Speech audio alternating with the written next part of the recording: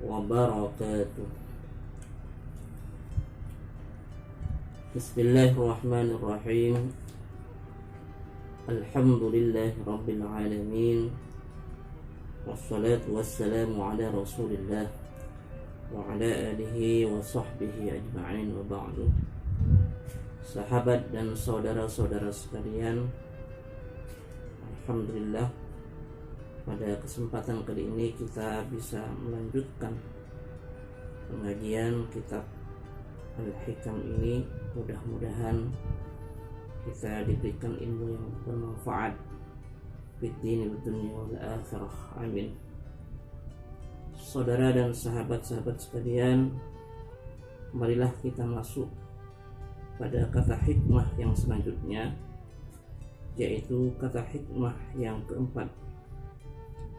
Bismillahirrahmanirrahim. Arih nafsaka minat tadbiri fama qama bihi khairuka anka la takum bihi li nafsika. Arih, istirahatkanlah nafsaka kepada dirimu.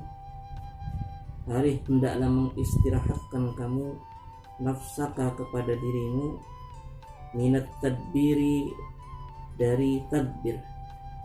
Tadbir itu mengatur, merencanakan. Fama, maka adapun sesuatu, koma, yang telah mengatur, bihi, dengan ma, ghairuka, siapa selain engkau, yaitu Allah, angka darimu, la takum, maka janganlah mengatur kamu, bihi, dengan ma, li nafsika, untuk dirimu. Sahabat-sahabat saudara sekalian, kata hikmah yang keempat ini Syekh Ibnu Athaillah As-Sakandari menyatakan, istirahatkan dirimu untuk membuat aturan-aturan dan perencanaan-perencanaan. Lapangkan dirimu untuk tidak membuat perencanaan dan pengaturan-pengaturan. Kenapa? Karena sesuatu yang sebenarnya sudah ada yang mengatur selain dirimu, yaitu Allah. Maka engkau tidak perlu membuat, tidak perlu juga ikut campur dalam mengaturnya. Saudara-saudara, sahabat yang dimuliakan Allah,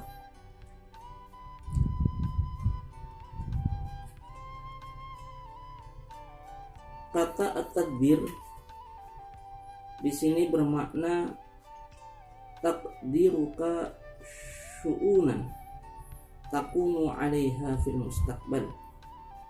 Tadbir itu adalah tadbiruka, merencanakanmu, mengira-ngirakan kamu, syu'unan, kepada sesuatu, takumu, yang ada apa sesuatu itu, 'alaiha, atasnya, fil mustaqbal, pada masa yang akan datang.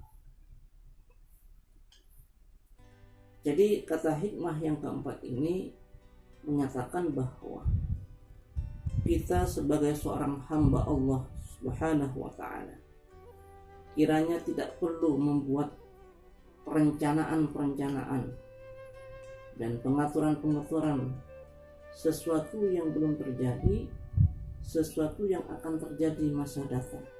Tidak perlu. Kenapa?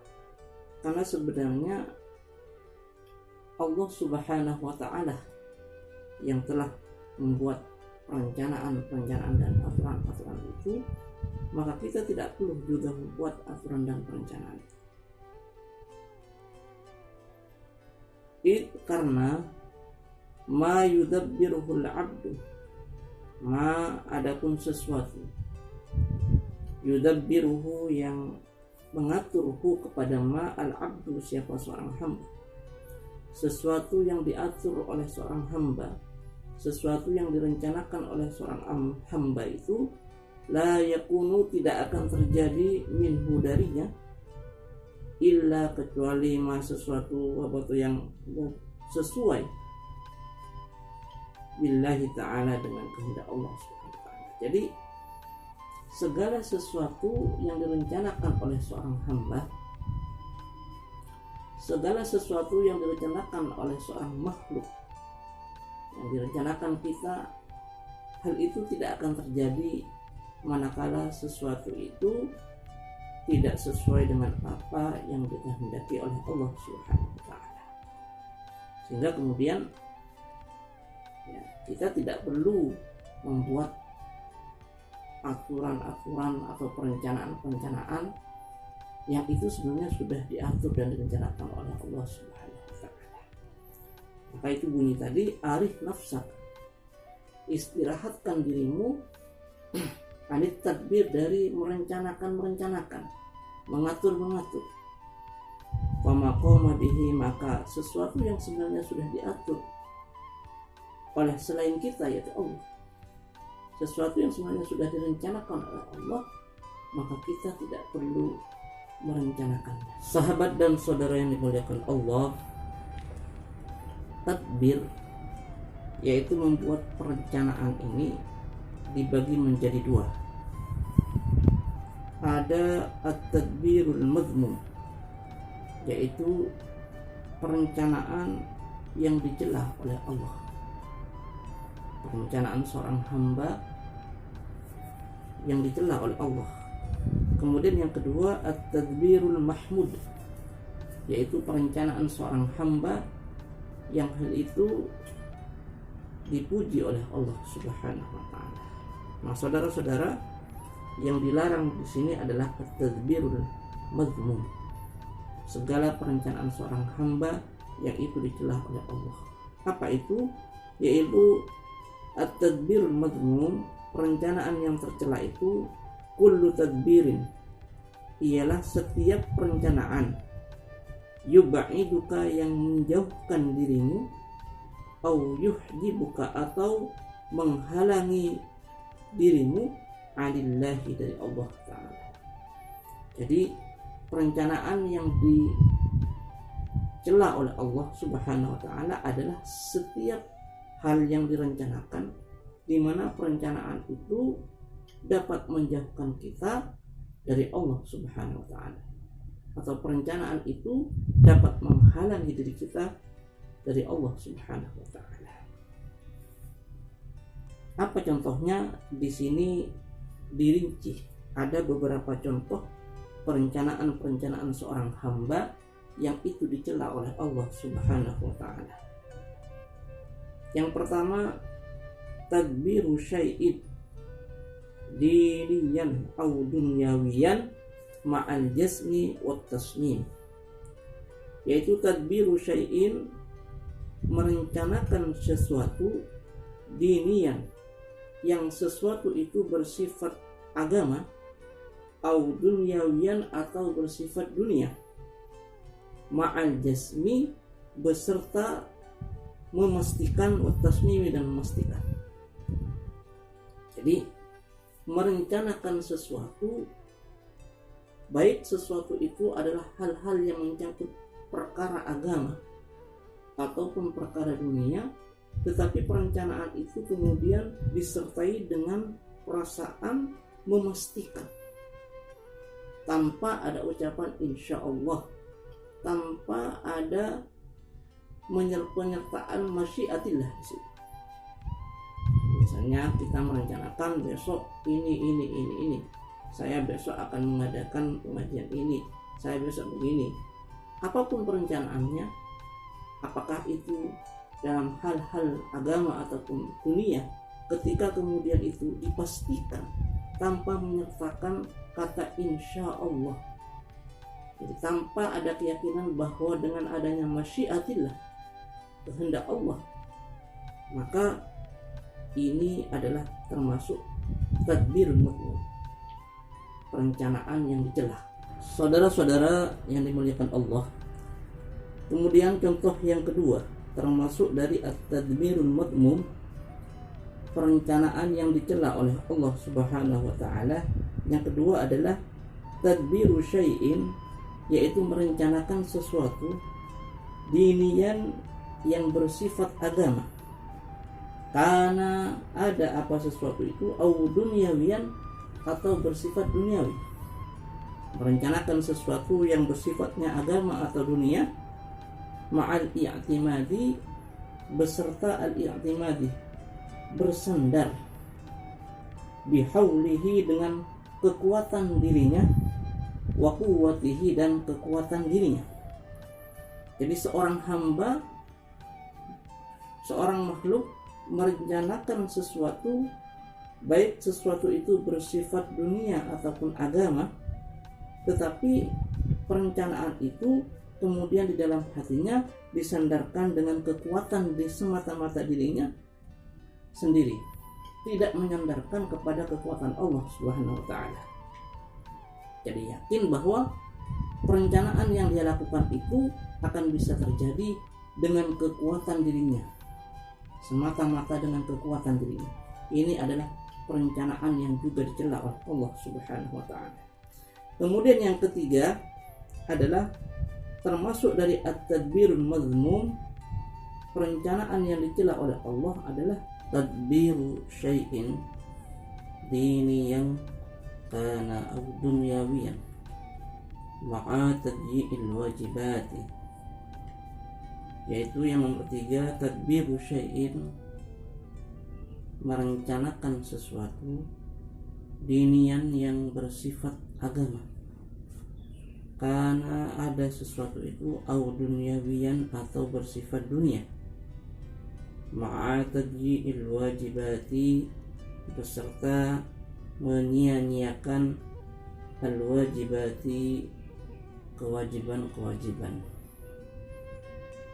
Jadi termasuk perencanaan yang dicela Allah Subhanahu wa taala yang nomor tiga adalah seorang hamba yang merencanakan sesuatu, baik itu sifatnya adalah bersifat agama ataupun dunia,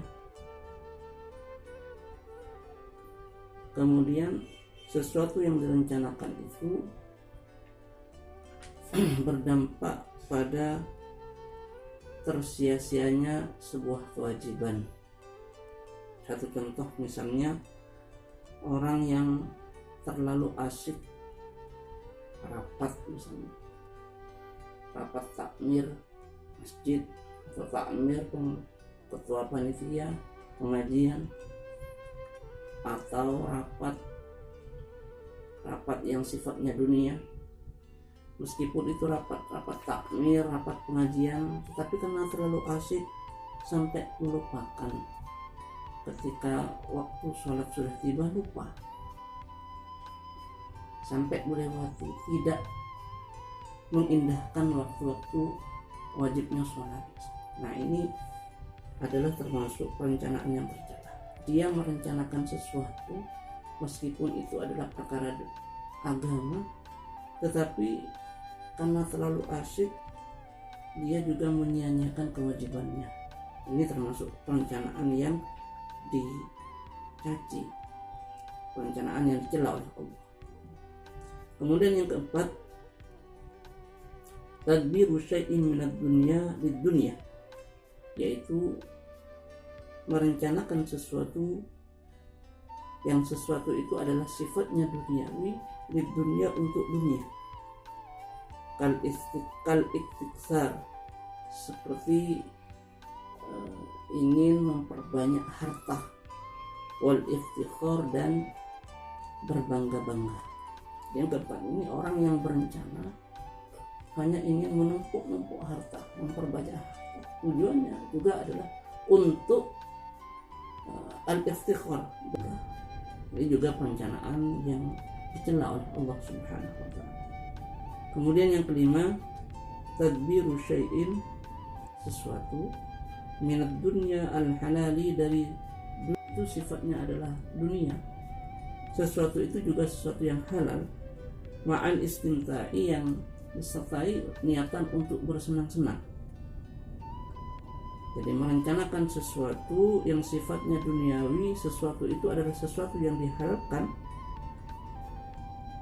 ma'al istimta'i disertai dengan niatan untuk bersenang-senang biha dengan dunia itu, ma'al ghaflati 'anillahi ta'ala beserta adanya perasaan lupa 'anillahi ta'ala dari Allah Ta'ala. Ini jadi orang yang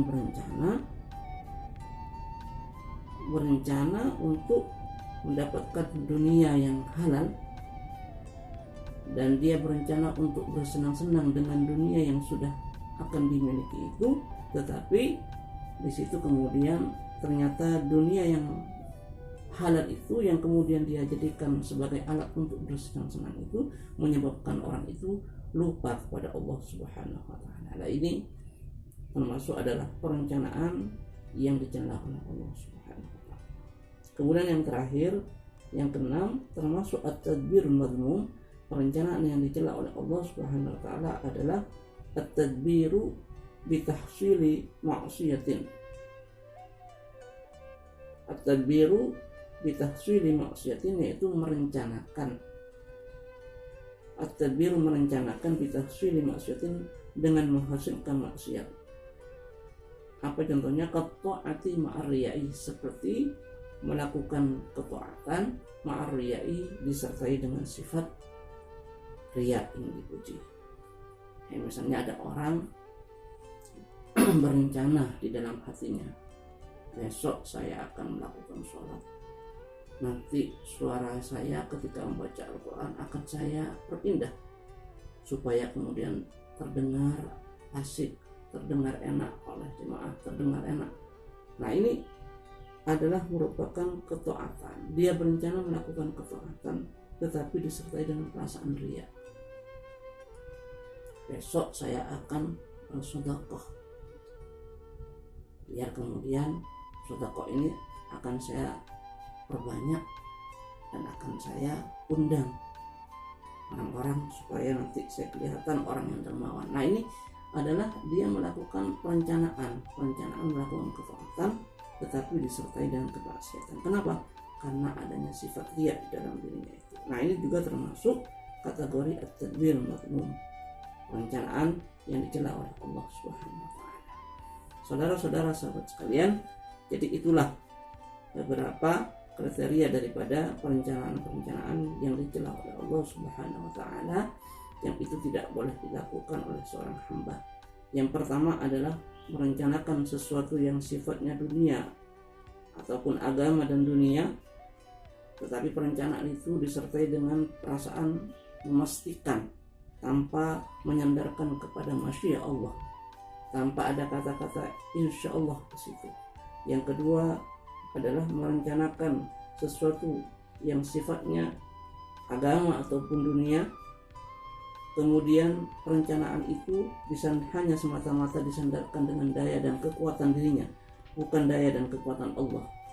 Kemudian yang ketiga adalah merencanakan sesuatu yang sifatnya dunia ataupun agama, tetapi kemudian sesuatu yang direncanakan itu sampai melalaikan dia kepada kewajiban-kewajibannya. Yang keempat adalah merencanakan sesuatu yang sifatnya dunia untuk mengumpulkan dunia, seperti orang yang hanya menumpuk-numpuk harta dalam rangka untuk berbangga-bangga. Kemudian yang kelima adalah merencanakan sesuatu dari dunia yang halal ini yang itu diniati untuk istimta, bersenang-senang, tetapi kemudian justru hal itu menyebabkan lupa kepada Allah. Yang terakhir adalah merencanakan sesuatu untuk menghasilkan kemaksiatan, seperti orang yang melakukan ketaatan tetapi disertai dengan kemaksiatan, seperti orang yang melakukan sholat, puasa, yang melakukan sedekah dan semacamnya, tetapi didasari dengan riya di dalam hatinya, hanya ingin dipuji pada orang lain. Mudah-mudahan kita dihindarkan oleh Allah Subhanahu wa taala dari perencanaan-perencanaan yang dicela ini. Amin. Assalamualaikum warahmatullahi wabarakatuh.